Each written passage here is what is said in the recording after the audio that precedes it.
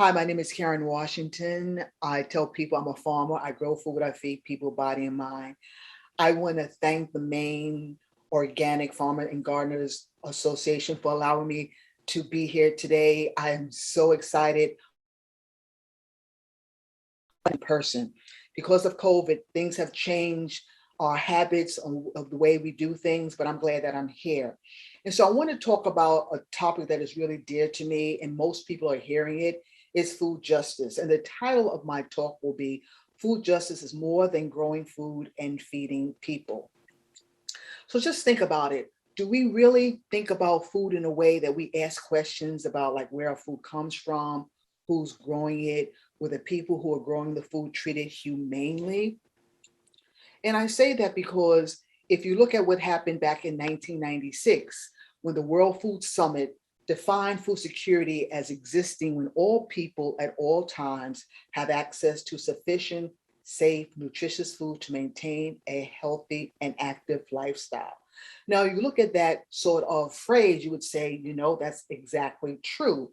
However, there are people in poor urban and rural communities that are often told if they want food security, all they have to do is grow some vegetables, give up soda or exercise, as if by magic, by doing these things, is going to change their outlook without really looking at the structural determinants that reinforce racism in today's society. So let me tell you a little bit about me, because I never in my wildest dreams would thought that I would be a farmer. You see, I grew up in New York City, concrete jungle. They call it the Big Apple, surrounded by so many tall buildings. My relationship to a farm was a park, was Central Park. My relationship to animals is what I saw either in a zoo or in a circus. Even in school, we never talked about agriculture except a nursery rhyme like Old MacDonald. To be honest with you, I never the fact that my mom was a good cook was really, really good. But my relationship to food and other things is that it came from a grocery store or a department store. Now that I look back, I say to myself how truly I was truly lost by having that disconnect to land and to food. And then thinking about becoming a farmer, what? Me as an African American? I was taught growing up that farming for Black folks was slavery. And so, why would I want to go into a profession that was demeaning?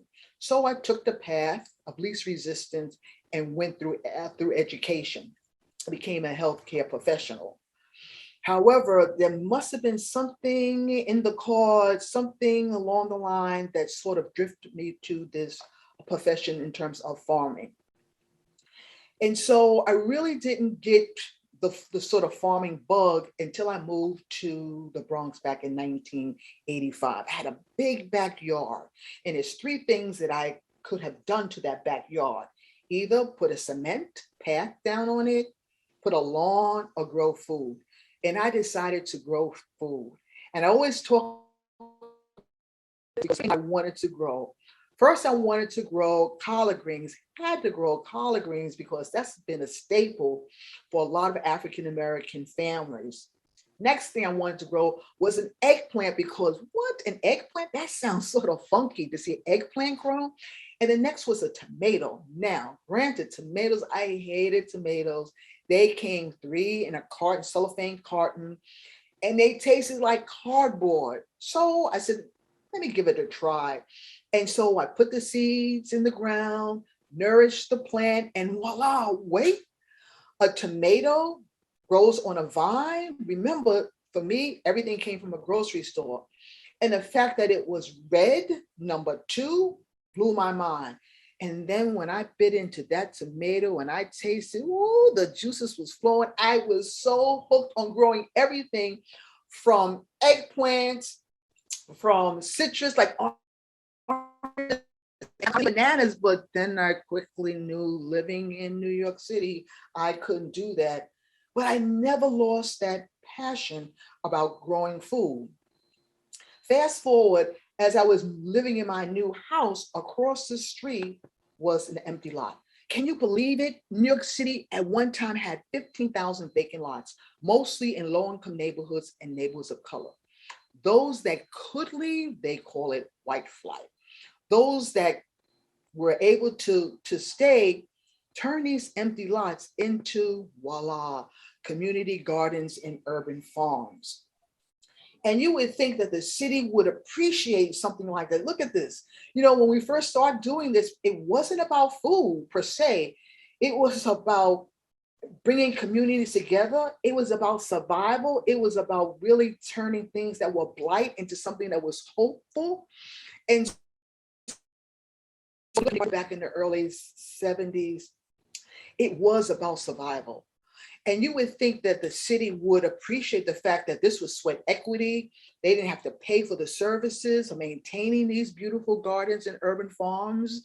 But in 1998, in the middle of the night, the city tried to auction off 100 community gardens.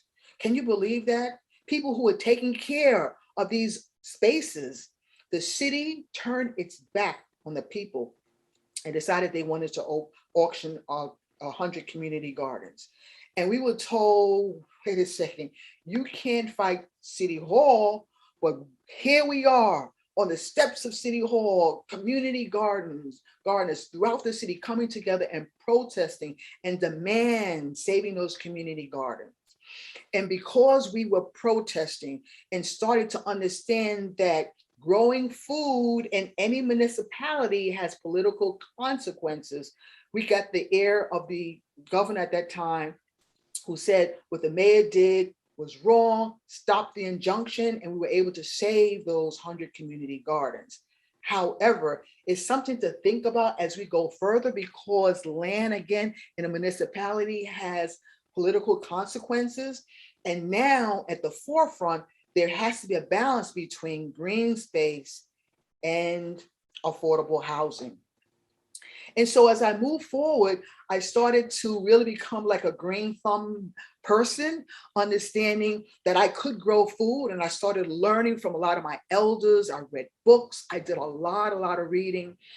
And I realized while I was in that garden, I was focusing on growing food, there was something that was missing, because I started to hear some of the social issues that were coming up in the community garden. I started to hear social issues around lack of affordable housing, health issues such as dye-related diseases, type 2 diabetes, obesity, hypertension, air quality, the fact that so many people were suffering from asthma, and also in terms of economics, because a lot of people were out of work. And so I realized that food could not stand alone, but that it was related to so many of these social issues that I started to question the food system. And I started to question the food system by saying, in the greatest country in the world where we grow enough food and we waste enough food, why isn't that food getting down to the people that need it the most? And many of you would agree, and I would agree too, at one time, that the food system is broken and needed to be fixed, until I realized that the struggle for good food and clean water brings to the surface the social economic problems that we have. And it reinforces a food system that is controlled by a handful of people. Food alone has no power, but now has become a commodity and is being used as a tool for people to have power over others. It is estimated by 2050, 2050, that we will have an additional 2 billion more people on this planet. That means we're going from 7.8 to 9 billion more people on this planet. And most of the people will end up in urban areas. And so we have to think about, does today's industrialization run parallel to the advancements of technology in the mass industrial production of food? If so, who does it benefit? Can we say that the land of milk and honey is now the land of greed and money? And I say that because if you look at our food system, we've gone from diversity to monocropping based on single crops, say for instance, corn. The fact that we have farm subsidies. Now, back in the early 1930s, farm subsidies were supposed to help farmers get through the season. But now they become a cash cow. And in some cases, farmers are paid not even to grow crops. We've gone from a local market to a global market because of trade agreements. Home cooking, where we used to you come together as family and friends and share meals, to fast food eating, and from seasonality to growing all year round and eating food all year round. How about the fact that a lot of us that live in the Northeast are eating cherries and watermelon in December? Something to think about. Also, can we actually say that we're much better off because we have a food system that is more efficient and specialized or more mechanized due to technology? Which brings me to talk about our food system. The American diet, folks, was once plant-based, based on grains and fruits and vegetables. Now it's animal-based, and as a result, our caloric intake has increased from 2,000 calories per capita to over 3,800 calories per capita. This is insane, and this is not healthy. We have a subsidized charity-based food systems. Byproduct of industrial ag ends up where? We know where it ends up. It ends up in poor neighborhoods with no nutritional value. Folks, this is a wake-up call. This is a wake-up call for us to challenge the food system. Even our farming habits have changed as we become more analytical, data-driven, and more local. And consumers want more from us. They want food that is fresh. They want food that is local. They want food that is affordable and healthy. And farmers want to grow more efficiently. However, our food system seems to have been focusing more on profits than on people and less on our environment. So once again, if you look at our food system, when they say it's broken, does it need to be fixed? I beg to differ. I say the food system does not need to be fixed. It needs to change. And that change comes with shifting of power. Power that must go back into the hands of community. For too long, folks, we have been silent and complacent. We have given up our power to lobbyists, the government, big ag. But we must think about shifting that power. But where does that power dynamic show up? Well, it shows up in our society in terms of hunger when we can't have it. It shows up as poverty when we're too poor to afford it. It shows up in dye-related diseases when it's killing us. It shows up as organic food when organic food becomes elitist. And it shows up with big ag when we have a handful of companies controlling our food system. So for me, the answer lies in community, understanding the power that we have as people in community, which means changing how we view ourselves. I, for one, live in a low-income neighborhood. I live in the Bronx, and for years, people have been telling me about my community in terms of deficits and problems. And I had to change the lens on how I looked at my community as being resilient, because we have a community has no resources. And I had to look at my community in terms of strength, resilience, and power. And we need to do that. When we think about our communities, especially communities that are marginalized, we need to think of them in terms of what they want instead of what they need. Asking a community what they want comes from a position of power. Asking us what we need comes from a position of deficits. And so if we look at community, I'm talking about social capital and communal wealth. What does it look like when I talk about social capital and communal wealth? It means that everybody in the community has value, has the power to make change. However, we let things come in a way to sort of separate us. We have to realize by working together, we can change the system for the better. Another thing when it comes to language that's being used, you've heard the term food deserts. And recently I've heard the term, it's no longer food deserts, it's food mirage. It's all these food swamps, there's all these sort of names. And I'm saying to myself, wait a second, I don't live in a desert and I don't live in a swamp and it's not a mirage. Again, these are outside terms that have been used labeling people who have limited access to food or a grocery store. So I to coin the term food apartheid. And I came up with that term because when you talk about food deserts, again, an outside term is usually used for data purposes. It really doesn't get at the heart of what the problem is. And the problem is hunger and poverty. And it's based on three things. It's based on race, the color of your skin. It's based on how much money you have, income inequality, and it's based on where you live, demographics. And I say the word food apartheid because I want people to concentrate on those factors and for us to start having a hard conversation in this country.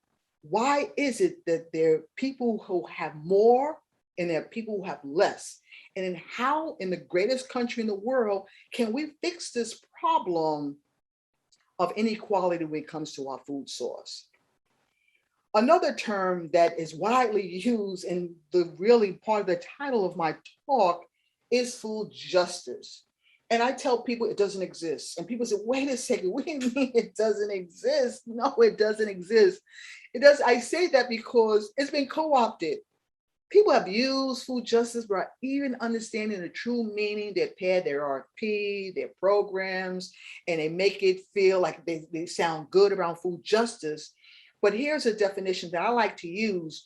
It says food justice represents a transformation of the current food system, including but not limited to the disparities and inequities. And I like this sort of definition because I take the word transformation. And by using the word transformation, I say food justice is not a passive movement. Food justice is an active movement. That means in order for you to be doing the work of food justice, you have to be actively working on transforming the food system. And that means working on the social injustices that we normally see in our food system. So what are some of the social justice that we commonly see? Well, again, persistence in terms of race, gender, class, inequalities, the lack of opportunities to be self-sufficient and self-reliant. What does that mean? It means getting people within their communities to be independent, to have a seat at the table, their voices to be heard, instead of always in that sense of needing help and wanting help. Third, land loss due to theft, racism, that G word, gentrification, economics. We have an inequality when it comes to wealth in this country. Whites make at least 11% more than Black and Latinx people. Next, the lack of understanding the historical content of trauma. And this is something maybe I'll talk about later. Again, understanding for so long, people have been oppressed. They have felt the scars of oppression, of white supremacy. And this is something that travels along from generation to generation, but yet we don't talk about healing trauma and the effects trauma had on our people. And the last we'll talk about, of course, is shifting power. Another phrase that we hear too often is food sovereignty. So people go from, oh, I know about food justice, and then they go into food sovereignty. Again, a term that has been co-opted because food sovereignty came from the peasants of the global lower South. And so this term is used by La Via Campesina, and it says, this is what they are saying: food sovereignty is the right of peoples and governments to choose the way food is produced and consumed in order to respect our livelihoods, as well as the policies that support this choice. So what does that mean? Well, in essence, it's less dependency on capital intensive inputs that extract, right? And greater attention to the social and environmental principle that builds communal wealth. Its principle is based on equity in the decision-making process, the decision-making process that puts power back into the hands of the community, thus advocating greater control over production, consumption, against those who for so long have been having power over people who have been marginalized.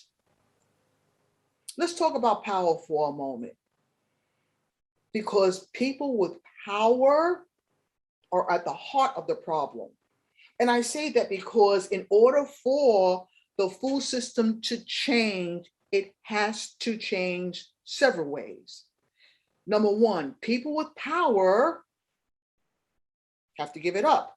Ooh, you know that's hard to do because power is like a drug. People do not want to give up power, but either have to give it up or they have to share it, or the final thing is that it's going to be taken away from you. And so we have to make sure that in order for us to understand the true meaning of power, we have to understand that as long as we have a food system that embraces a power dynamic society of power over others, it will remain stagnant and resistant to change. A food system that is dominated by white privilege and wealth with a historical frame of power over others they have to acknowledge their power and eventually give it up. Think about it. Giving up power, putting it back into the hands of community, the people who want to grow their own food and want to control their destiny.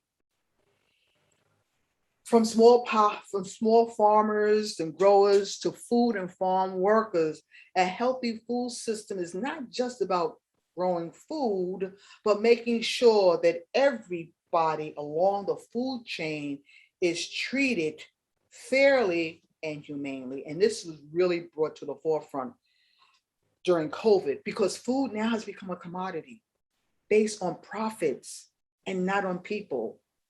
In order for the food system to change, is giving up that power. So what must we do? Our food system on one hand is complex. On the other hand, it's simple. There are dots along the way that we must follow. For the person that puts that seed in the ground to the food that's on your plate. Together, we must take back our food system, and everyone plays a role in that decision making.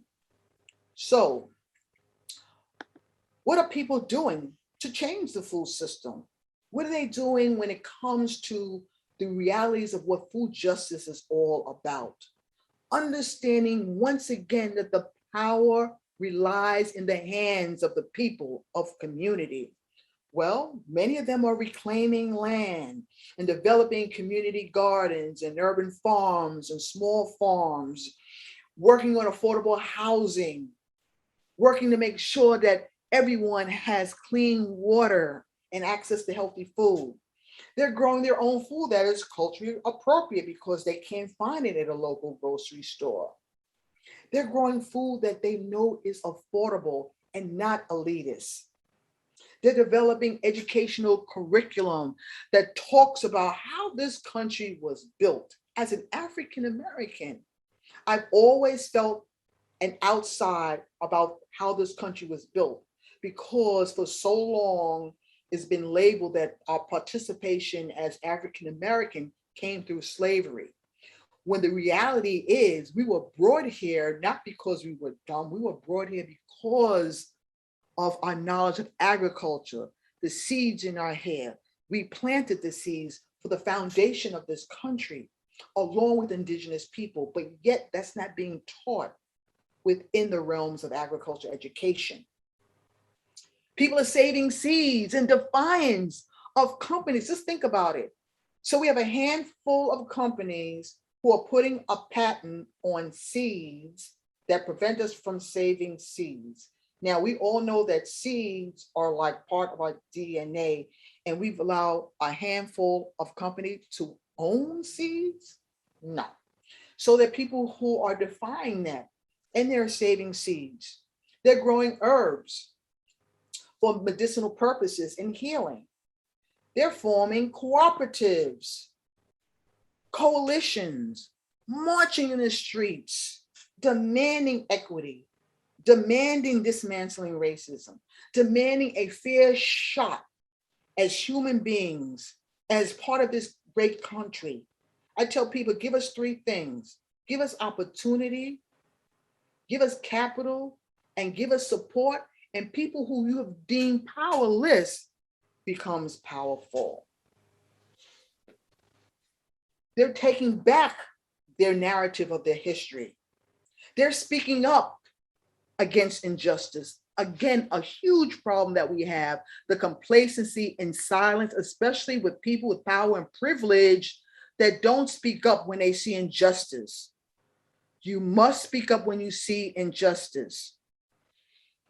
Starting on farmers markets, people are doing farmers markets and CSAs and farm shares. You know, at the height of this pandemic, people got together and started feeding their communities because they saw for the first time the effects of the lack of having access to food was doing in terms of fighting this virus.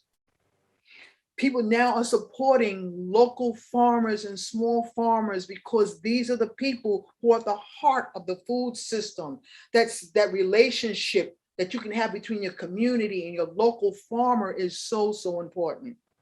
Having conferences that are inclusive and diverse. Because as farmers, if our fruits and vegetables have different colors and they're diverse, then our conferences and how we do our workshops have to be inclusive and has to be diverse. And again, forming local economies around wealth building and investment, conversations we normally don't have. So what is it that you can all do? Because I like to leave, after I speak with people, a homework assignment and your marching orders. So these are the things that you can do. Together, we can all advocate for a better food system by supporting the rights of farm workers and restaurant workers and grocery people on the front line, because all of a sudden COVID made us realize how they are essential workers. We need to support working on access to land and affordable housing, because this is going to be a big problem in urban areas as the population grows and there's a need for more land. I go across the country speaking to urban planners and I say, you can do both. You can you can build a big building, but also you can incorporate a rooftop garden or a garden within that development. You can have both. Next, be open to the idea of land reparations. I know people hear that and they're afraid when you talk about land reparations. What do you mean? You're taking my land. No, we need to have an open conversation. Why it's important that land is put back into the hands of people who have had their land stolen, especially our indigenous population and enslaved people. So we need to have that conversation about land reparation and also about land itself, because we shouldn't think about owning land. I rather think of it as we're stewards of the land. I mean, how can you really own land when your lifespan is so short? So for me, it's not about owning land, because once I'm gone, I don't own the land anymore. So let's sort of reframe it in terms of being stewards of the land. And when you're stewards of the land, you can take care of the land and you can pass that land along to the next generation. Something to think about. Again, demand for healthy food and clean water both are human rights, but yet we seem to separate one from the other. Again, the right to save seas and the right to have food label. I mean, that's a no-brainer. I want to be able to look at an item and be able to read a label and able to pronounce the ingredients so I know what I'm putting in my body. Again, these are things that we need to do. Also, speak up against hazardous working conditions at major food facilities and businesses. We all need to be whistleblowers. When we see injustice, we must speak up. Next, making sure our elected officials are accountable. For so long, through silence and complacency, we have given up our power to elected officials. No, the power has to come back into our hands because we put those elected officials into office. So we have to make sure that they're doing the work that we put them in, we voted them to do. So we have to make sure they're accountable. I like this one: break bread and have a meal with someone you don't know. And I think we've gone away from meal sharing and we've become used to being in our own silos and our own groups. And we have to, if we're going to move and change this food system, then we have to be able to reach out into other communities and see how they live and what they want now, what they need, what they want. And then together we can try to offset some of the problems that we have, but we can't if we live in silos and we live alone. Strive for a community that cherishes diversity and inclusion as assets, and not the NIMBY sort of not in my neighborhood where you don't want people who don't look like you to come into your. As farmers and gardeners, we cherish diversity in the plants that we grow and the colors of the food that we grow. We need to do the same thing as the way we treat one another. And lastly, for me, which is really, really important, is developing youth leadership. I say I'm an elder now. And so what I'm trying to do now is to help the next generation of youth leadership to come to the forefront. So that means stepping back and allowing youth to have a space and have a voice at the table. And I say that because it's not about them just sitting there and just listening. It's about them having the power to make change as well. So finally, we must all raise our shovels and our voices together. You know, COVID has really impacted a lot of things. The way we think, things have changed, how we're looking at our community, looking at our food system, how we treat one another. We must be able to reach across aisles and across countries because this food movement is not a local movement. It's a global movement. And with climate change and food problems, it's impacting everybody across the world. So it's not only reaching out within our local community, but think about the problem that we have globally.